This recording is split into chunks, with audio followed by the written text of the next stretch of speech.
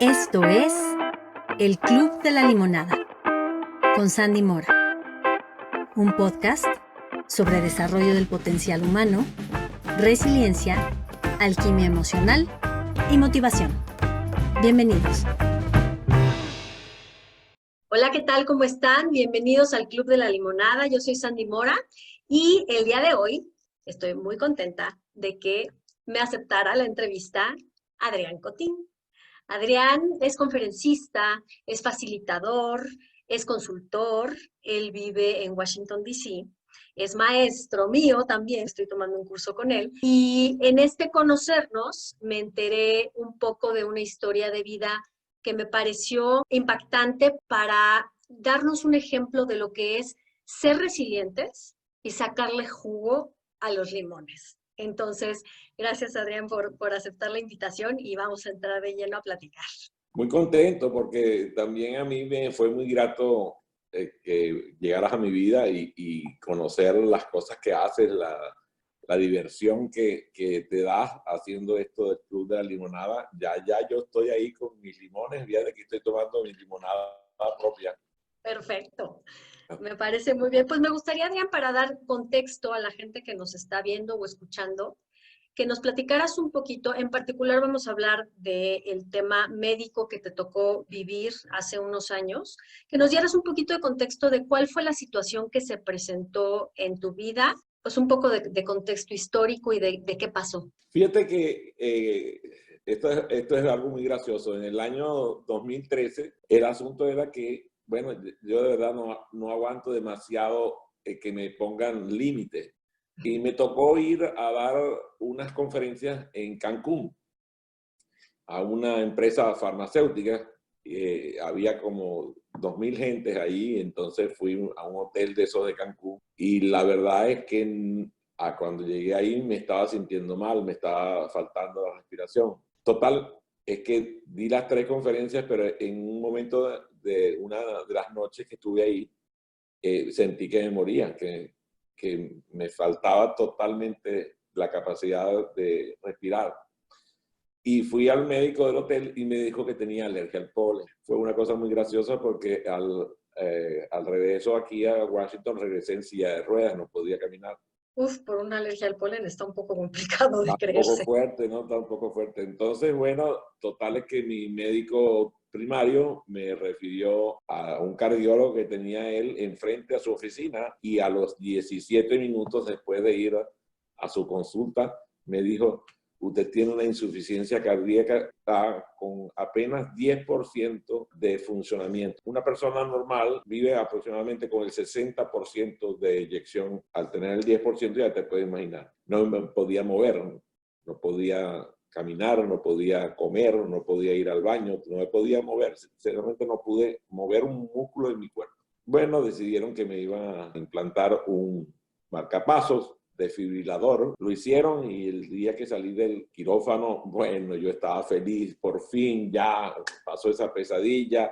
Solucionado. De hecho, esa misma noche yo mismo hice todo, me preparé, al día siguiente ya quería caminar hasta el auto, no quería que me llevaran en silla de ruedas. Y de hecho fuimos a un restaurante a celebrar. Llegué a casa, la pasé súper bien. Al día siguiente en la mañana, ¡pac!, me volví a pagar a cero. Vamos a la clínica, no, que falló el marcapasos, pusieron el marcapasos en funcionamiento y otra vez fuimos a celebrar la misma historia. Eso de las celebraciones parece que es lo mío. Entonces, al volver a casa, me volví a pagar, pero ahora sí que ya me apagué fuertemente.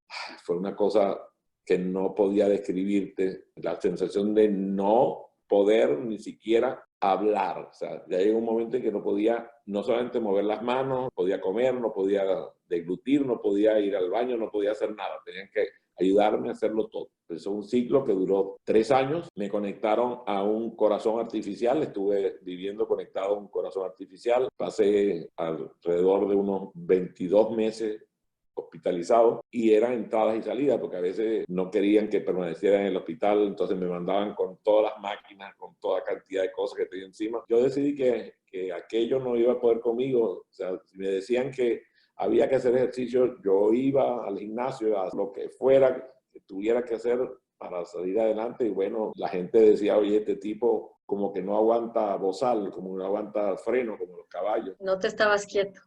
No, no me estaba quieto. De hecho, no dejé de trabajar prácticamente nunca, exceptuando los días que me operaron, no dejé de trabajar. Trabajaba desde el hospital, atendía a mis clientes en el mundo entero, atendía sesiones de coaching por estas vías, seguí escribiendo, seguí produciendo, publicaba en mis redes. El primer día fue muy fuerte porque yo me preguntaba por qué esto me está pasando a mí, por qué me pasa a mí. El primer día me lo perdí completico, pero al día siguiente cambié la pregunta. Allá dije, no es por qué, es para qué me está pasando esto aquí, y empecé a escribir. Empecé a escribir, Okay. al principio no podía escribir, tenía que describir, y entonces me ayudaban, grababa, hacía lo que fuera para registrar lo que estaba pensando, lo que estaba sintiendo y colaborar con otros a que vivieran lo que yo estaba pensando. Fue un hecho muy interesante porque mi familia se creció, mi esposa ha estado conmigo ahora 36 años, estuvo a mi lado a todo evento. Igual mis hijos se dedicaron a mí en alma, cuerpo y corazón. De hecho, mi hijo Andrés Miguel estaba en la universidad, dejó de estudiar para trabajar 3 turnos y poder cubrir los gastos médicos tan angustiantes que teníamos, porque aquí en los Estados Unidos, como tú sabes, los gastos médicos son onerosos. Yo estaba asegurado, tenía 3 seguros y con todo y eso, pues el impacto económico sobre la familia fue bestial. Enorme.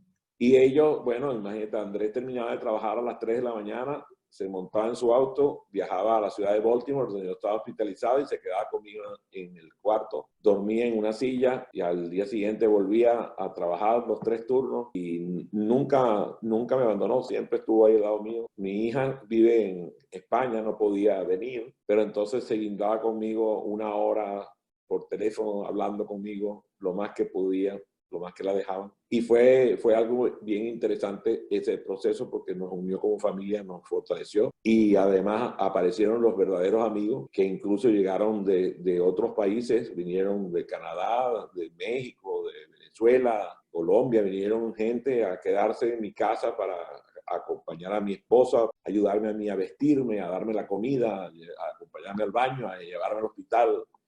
Gente que dejaba sus empleos, sus responsabilidades para estar al lado mío. Y bueno, algunos otros simplemente se asustaron y desaparecieron, no llamaron nunca. No supieron cómo manejarlo. No, se asustaron. Yo creo que más que todo se asustaron porque yo antes parecía demasiado fuerte, como que pensaban, oye, ¿cómo es posible que le esté pasando esto? Yo no sé ni qué hacer. Y se desaparecieron y algunos no han vuelto a llamar nunca. Y fue muy impactante porque algunos de ellos, pues yo incluso les escribí, oye, estoy necesitándote ahora. Y simplemente no aparecieron nunca o aparecieron después, ya cuando me hicieron el trasplante. El 31 de diciembre a las 10 de la noche fui al hospital, 1 de enero a las 7 de la mañana, o sea, tremendo nuevo año. Me hicieron el trasplante y fue súper exitoso. Un donante, como sabes, aquí es anónimo totalmente, no sabes absolutamente nada. Lo único que sé es que tenía en el momento de su fallecimiento 50 años y que estaba en perfecto estado de salud, murió en un accidente automovilístico. Después del trasplante, al día que me trasladaron de la unidad de cuidados intensivos al cuarto, al día siguiente me paré y caminé y canté. Salí cantando por los pasillos del hospital. Y a los 2 meses ya di mis primeras conferencias y la gente no lo podía creer. Es decir, no puede ser. Este tipo hace unos meses apenas lucía como un cadáver, como un fantasma. Y de pronto, pues tú sabes, yo volví con toda la disciplina, hice mis ejercicios, comí con disciplina, seguí las indicaciones de los médicos. Más importante de todo es una fe en Dios permanente, un reconocimiento de que la fe en Dios da sentido y objeto a la vida, y con base en esa creencia, pues todo lo demás. Entre la fe en Dios, el soporte de mi familia y la integración de las personas alrededor de mí, eso fue un factor vital de mi completa recuperación. Wow, bueno, eso y tus propios recursos personales, y quisiera que platicáramos un poquito. Comentas que el primer día, dices, desperdicié el primer día, pero al día siguiente cambié la pregunta y entonces cambió tu actitud. Además de esa pregunta de, bueno, ¿para qué? ¿Cómo fuiste en el camino encontrando esas respuestas y qué otras cosas te ayudaron, qué otras herramientas traías en tu morral, digamos, de tu vida pasada, que echaste mano de ellas y te ayudaron a ir contrarrestando, pues, Los pensamientos negativos que a veces inevitablemente llegan en situaciones así, donde de repente pudiera haber decaído el ánimo o que a lo mejor los médicos de repente dan pronósticos no muy lindos o que ves que la lista de espera, pues ahí estás formado, pero no llega el trasplante, no llega el donador. En esos momentos donde te daba quizá, y lo pregunto, lo pongo sobre la mesa como pregunta, ¿te llegaron estos momentos de repente como de sombra, como de noches oscuras? ¿Y qué recursos utilizaste para darle la vuelta a eso y poder seguir adelante con ese ánimo?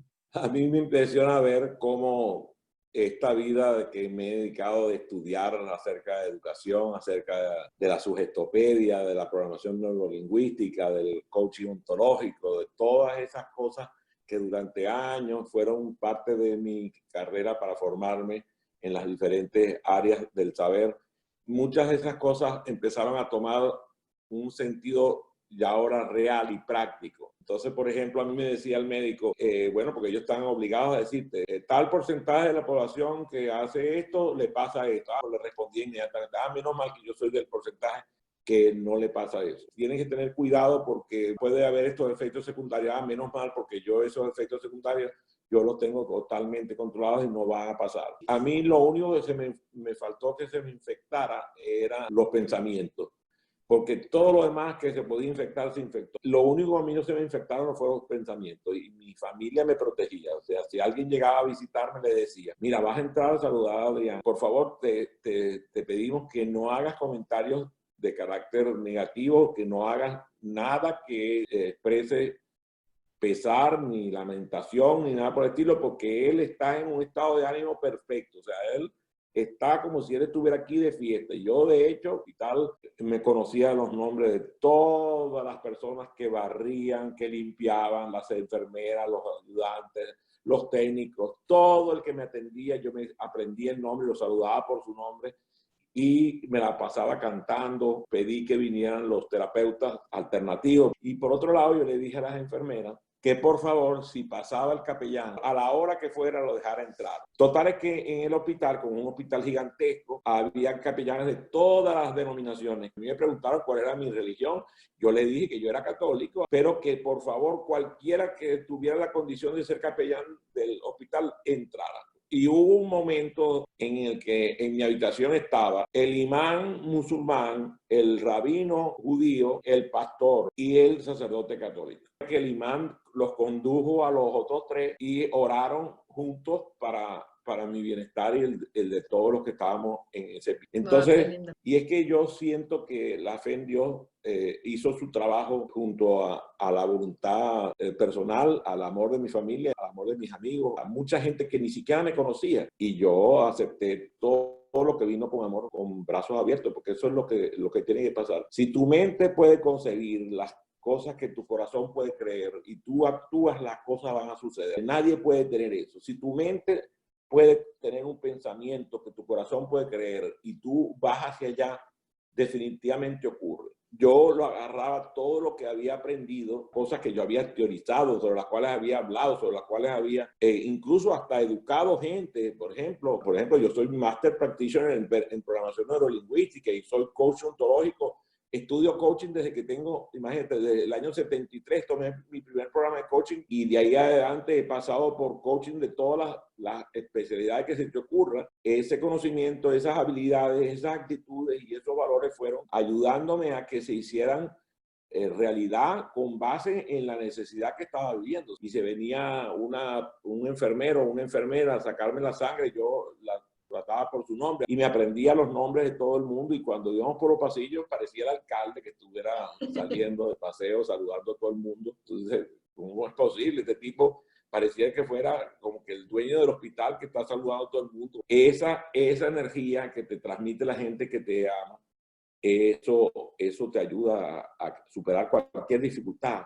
Y eso es lo que yo recomiendo a la gente. Se rodee de luz, que se rodee de amor. Fíjate, la gente a veces cuando entra en esos periodos de oscuridad no quiere ver a nadie, no quiere hablar con nadie. No, al contrario, ese es el error más grave que se puede cometer. Es verdad, tienes un momento que tienes que conectarte contigo mismo. Yo me acordé de una canción de George Moustaki que dice Je ne suis jamais seul, je suis avec ma solitude. nunca estoy solo, estoy con mi soledad. Uno tiene que aprender a saber estar solo, porque tú nunca estás solo, estás con tu soledad y tu soledad está acompañada por Dios, que siempre está contigo. Así es. A ver, para hacer como una recapitulación de lo que escucho y si se me va algo, por favor, corrígeme o añádelo. Obviamente traías un bagaje de conocimiento teórico muy grande que afortunadamente te fue práctica y por experiencia de vida muy, muy, muy, muy útil, lo cual habla de la importancia de estar preparándonos, estar aprendiendo de nosotros mismos, haciéndonos de herramientas en la vida, porque de verdad independientemente de que pienses vivir de eso, ¿no? Nunca sabes cuándo las puedes utilizar. Entonces, bueno, eso que traías, pero también escucho el rodearte de gente positiva, con una actitud positiva y vital. Te oigo muy conectado con la vida, ¿no? Conectado hacia la vitalidad, hacia afuera, hacia socializar, hacia abrirte a la energía de otros también, conectar a otros contigo y entre ellos. Entonces, toda esta parte vital que independientemente de la situación médica que tú tenías, te conectaba inefablemente con la vida. Y eso, obviamente, asumo que fue gran parte de lo que ayudó a mantenerte esos 3 años esperando porque llegara el corazón que tenía que llegar en un momento que además me parece mágico que haya llegado un 31 de diciembre, pero sobrellevar esos 3 años, pues claro, solo con una disposición hacia la vida. Y eso me parece súper importante porque a veces nos gana esta parte más sombría, de pesar, de tristeza, que evidentemente está ahí, es parte de este yin yang, ahí está y hay que tocarla a momentos, pero la importancia de dónde pones tu foco, esto que dices de cuando te haces una idea y te decides con el corazón y las acciones están encaminadas a ello, es inevitable que lo logres. Y eso tiene que ver también con qué lobo alimentas. ¿Cierto? Fíjate, hay tres cosas que rescato de lo que acabas de decir. Primero, yo había repetido hasta el cansancio una frase que ni siquiera sé quién es el autor ahorita, que dice, me prepararé y mi oportunidad llegará. Entonces muchas veces la gente dice, oye, ¿pero qué estás estudiando esto? Oye, me estoy preparando para cuando lo necesite. Segundo, hubo momentos tristes durante este periodo. Por ejemplo, tú nombraste la lista de espera. Y la lista de espera es un elemento angustiante, porque, por ejemplo, yo estaba en la parte baja de la lista de espera. Prácticamente estaba sin esperanza de recibir un donante. Después me pasaron a la lista de prioridad un poquito más avanzada. Después me elevaron a la prioridad máxima, pero en la prioridad máxima solamente duras un mes. Y ni siquiera me avisaron qué día fue que entré. Me avisaron casi que cuando iba a salir. Y entonces me avisaron y cuando, claro, pasó la fecha, me volvieron a bajar en la lista de prioridad. Entonces, eso, sin lugar a dudas, son golpes que te van dando y es importante también aceptar la tristeza. O sea, la tristeza es parte de tu ser. Tú no puedes rechazar tu tristeza. Lo que no puedes es quedarte triste. Una cosa es la emoción de la tristeza y otra cosa es el estado emocional de la tristeza. Hubo momentos en los cuales estuve triste, pero la ventaja fue que estaba acompañado por personas que me amaban. Entonces mi esposa no dejaba que mi tristeza se instalara, que se convirtiera en un estado emocional de la tristeza. Entonces lo importante es no dejar que la tristeza se instale, que la desesperanza se instale. Entonces tenía que tener el tipo de sangre apropiado, el peso adecuado. Era como demasiada cosa para cumplir y aquello hacía que se alejaran más y más las posibilidades de que hubiera éxito en obtener un donante. Hay una frase allá en mi país, no sé de dónde proviene, que dice, lo que es del cura va para la iglesia. Era como que me tocaba. Ese era el que me tocaba a mí. Tú te preparas para que tu oportunidad llegue. Te rodeas de la gente que no te deja que la tristeza te embargue, la desesperanza te embargue y haces tu trabajo. Los médicos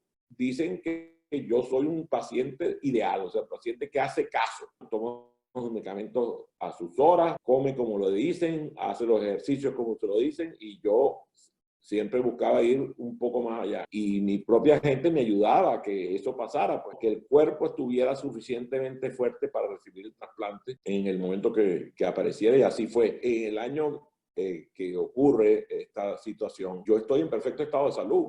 O sea, no hay ningún precedente. Sí encuentro las razones. Hay una frase que dice que a mí se me pasó la mano en pollo. O sea, trabajaba demasiado, viajaba muchísimo, cerca de 200 días al año, viajaba por todo el mundo, siempre produciendo, siempre ocupado y no descansé apropiadamente. Y eso sin lugar a dudas hizo su efecto.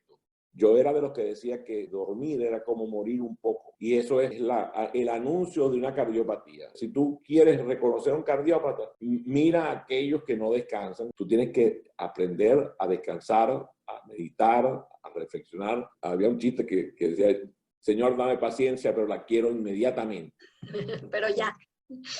Pues ya. Entonces, eso era una inquietud por estudiar, por escribir, por hacer cosas, cada más proyectos, más cosas que hacer, más cosas que hacer. Y eso llegó un momento en que me lo cobró mi cuerpo y me dijo, ahora te vas a quedar tranquilo durante 3 años. 3 añitos para recuperar todo lo que no descansaste. Oye, Adrián, y cuéntame, además de todo esto que ya traías en la teoría y que pudiste poner en práctica, ¿qué nuevas herramientas aprendiste o adquiriste durante estos 3 años y lo que ha sucedido después referente a tu tema de salud que no traías antes en tu mochila y que ahora sí traes gracias a esto? Fíjate que yo juzgo que es como hacer vida con las cosas que ya había aprendido antes y se convirtieron en hechos ciertos durante el periodo que estuve en condiciones de salud precarias. Por ejemplo, todo lo que es psicología positiva, sugestiones y desugestiones, el uso de los colores, el uso de la música. A mí me encanta la música barroca, me encanta la música clásica en general, pero lo importante fue que lo usé durante el periodo en que estuve en un estado de salud comprometido. De hecho, vinieron musicoterapeutas a mi habitación en el hospital a tratarme. Quizás era eso, agarrar muchas de las cosas que ya conocía y ponerlas en uso. Todos los ejercicios de visualización creativa. Y después del trasplante, porque poca gente se ocupa del post-trasplante. El post-trasplante, por ejemplo, a mí me obligó a hacerme una ida al quirófano cada semana. Intervenciones que eran invasivas, por ejemplo, por el cuello, por las muñecas, por la ingle, tenían que sedarme y yo cada vez que entraba en el quirófano agarraba y hacía toda mi rutina de sugestiones y usaba música barroca en el quirófano y le decía a los médicos, háganme el favor, le decían al anestesiólogo, me va a tocar en la frente de esta manera, me va a decir que todo va a estar bien, que todo va a estar bien, que todo va a estar bien. Y entonces, claro, al principio ellos me miraban raro, pero lo hacían. Pero ya después no me miraban raro, dicen, esto funciona. Y ya llegaba y ya estaba la música barroca puesta, ¿no? Lo que fui aprendiendo es poner en práctica muchas de las cosas que había sido educado. Sin lugar a dudas, estos 3 años me permitieron vivenciar y profundizar más sobre lo que había aprendido. ¿Y cómo se ha transformado entonces tu forma de utilizarlo y de enseñarlo a raíz de que lo vivenciaste de esa forma tan intensa? Bueno, a mí me gusta compartir lo que aprendo, pero también me doy cuenta que hay gente que no quiere escuchar y he aprendido a tener paciencia. La gente aprende lo que quiere, cuando quiere, donde quiere. Entonces lo que yo hago es que abro mi bandeja, la ofrezco y el que quiere la toma. Antes era más directivo, más impositivo. La gente hace las cosas por sus propias razones y no por las nuestras.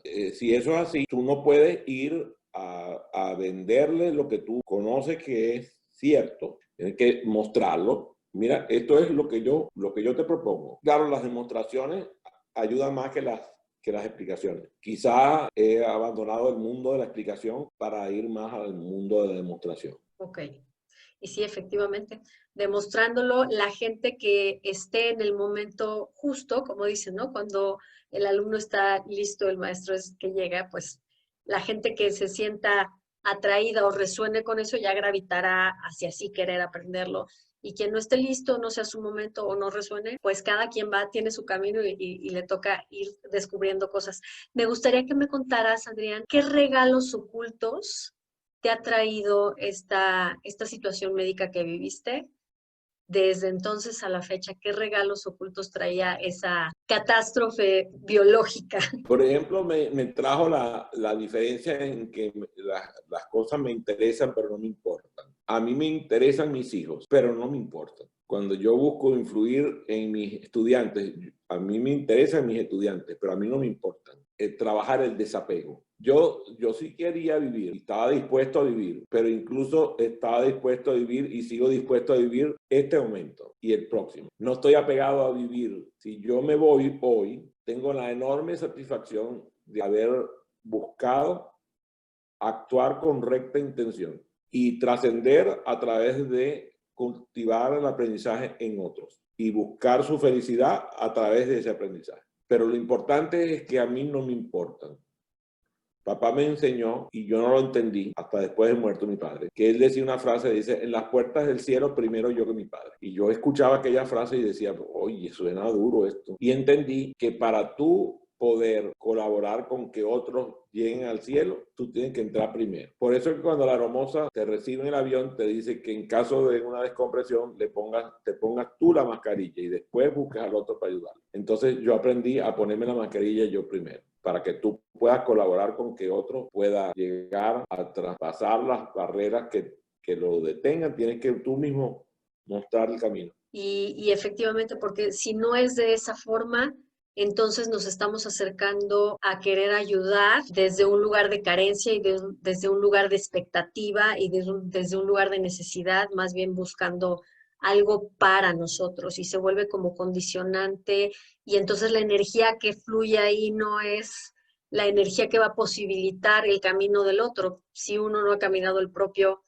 pues de una manera consistente y congruente, ¿cierto? Usaste una palabra que yo le tengo mucho cuidado, que es la palabra ayudar. A las únicas personas que yo ayudo son las personas desvalidas. A los demás los apoyo, pero como la mayoría de las personas no están desvalidas, entonces ayudarlas lo que hace es dañar. Lo que hay que buscar es ofrecerles todo el apoyo que sea posible. Ese apoyo convertido en acciones sencillas, no heroicas, porque si tú te la quieres dar de héroe, normalmente terminas muy perjudicado. Yo aprendí que la palabra protagonismo incluye a la palabra agonía, protagonía. Y a mí no me interesa la agonía para nada. No me interesa ser protagonista de nada. Yo, la única vida que yo quiero protagonizar es la vida mía. Y la quiero sin agonía. Por lo tanto, renuncio a estar haciendo papeles de héroe. Pienso que el servir a los demás es lo mejor que me puede pasar a mí y lo mejor que cualquiera puede hacer con su vida. Lo que hago es buscar la manera de servir a los demás desde las posibilidades que yo tengo, pero siempre cuidando que la gente reciba aquel apoyo que necesita y que me requiere sin que eso se convierta en una relación de dependencia de tipo ayuda. Hay alguien que necesita mi ayuda porque de verdad la necesita, que tenga seguridad que yo se la puedo y la voy a brindar. Pero no hacer por el otro lo que el otro puede hacer por sí mismo, porque entonces le estás haciendo menudo favor. Tienes toda la razón. Hay que quitársele del frente a la gente y dejar que vea un universo que puede ser mucho más grande que el que tú mismo estás percibiendo. Las cosas que tú tienes por ciertas, las creencias, hacen que tú tengas unas limitaciones. Algo importante es permanecer tantas horas en silencio. Quizás es uno de los tesoros más grandes que tuvo este proceso. La cantidad de horas solo y en silencio. Me parece altamente, pues sí, tal cual, iluminador, aprender también a callar y a dejar que emerge en el otro lo que tiene que emerger. Cuando tú te callas, hay cosas que tú querías decir que no dijiste. Cuando tú haces silencio, tú escogiste el camino. Prefiero el silencio, no el callarme. Buena distinción. Oye, Adrián, cuéntanos, a raíz de toda esta experiencia de vida, ¿hubo algún cambio de perspectiva, de propósito, de sentido? Cuéntanos cómo fue tu perspectiva de la vida a raíz de esto. Yo siento que lo decidí cuando cambié el estado de mi WhatsApp al principio de la catástrofe. Dije un paso a la vez. Antes era como todos los pasos que pueda dar a la vez. Ahora es un paso a la vez. Yo pienso que eso es un cambio importante. Muy importante. Un paso a la vez, un día a la vez, una persona a la vez. Disfrutar las cosas con más lentitud. Saborearlas, no querer atragantarte el bocado por querer morder mucho al mismo tiempo. Así es. Me gustaría que platicáramos un poquito de la fundación de Rosa es Rojo y de dónde nace. Aide es superviviente de cáncer de seno. Ella llega a mí como una persona para hacer coaching y terminó involucrándome en lo que eran sus sueños, que era crear una fundación para contribuir a la felicidad de las personas que son supervivientes de cáncer de mama, principalmente población hispana aquí en los Estados Unidos. Iniciamos el movimiento, creamos la fundación, de la cual ahora yo soy parte del consejo asesor, y ella la dirige con un éxito impactante. Ella entendió cuando yo le dije que yo no era un sobreviviente, que yo era un superviviente y que ella también lo era. Un sobreviviente es mucho menos poderoso que un superviviente. Por favor, visiten rosadelrojo.org, ofrezcan su apoyo y beneficiense de los planes que ellos tienen para colaborar con tanto las personas que están viviendo la pesadilla del cáncer de mama, como las que la han superado y son supervivientes, como la familia, incluso ya ha traspasado las paredes del cáncer de mama para irse a beneficiar a gente de otras catástrofes de salud. Estoy muy orgulloso de todo eso. Pues algún día ojalá la podamos tener aquí también en el podcast. Y ahora sí, me gustaría, Adrián, que nos dijeras si hoy la gente se llevara un mensaje. ¿Cuál te gustaría a ti que fuera el mensaje que se llevaran de esta charla que hemos tenido? Es el número uno de mi credo. La fe en Dios da sentido y objeto a la vida. Eso es lo mejor que le puedo yo dejar a cualquiera. Me parece muy, muy lindo. Y te agradezco de verdad mucho que hayamos tenido la oportunidad de tener esta plática. Si la gente quiere saber más de ti, de lo que haces, de cómo contactarte, de cómo pueden aprender contigo, ¿dónde te pueden encontrar? Muy sencillo, es mi nombre y mi apellido, adriancotin.com. Ahí me consiguen. Además, le preguntan a San Google y San Google le da muchas cosas de las que pueden aprender junto conmigo. En Instagram, en Facebook, en todas las redes, en LinkedIn, en todas las redes. Lo uso por ahorita es TikTok, todavía no lo he aprendido a usar.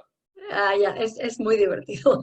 Pues te agradezco de verdad muchísimo y bueno, pues a seguir sacándole jugo a la vida. Soy otro miembro más del Club de la Limonada. Claro que sí, un ejemplo de lo que yo llamo alquimia emocional, que es aprender a transformar en oro la adversidad, oro de crecimiento personal, en oro de crecimiento espiritual. Y bueno, pues eres un claro ejemplo de un gran alquimista o de un gran hacedor de limonada. Entonces te agradezco muchísimo que hayas estado aquí. Y a los que nos escucharon, pues muchísimas gracias. Esto fue el Club de la Limonada, sacándole jugo a la vida. Yo soy Sandy Mora y nos vemos la próxima semana en otro episodio más. Esto fue el Club de la Limonada, sacándole jugo a la vida. Gracias por acompañarnos. Nos vemos en el próximo episodio. Si te gustó, por favor comparte y suscríbete. Hasta la próxima.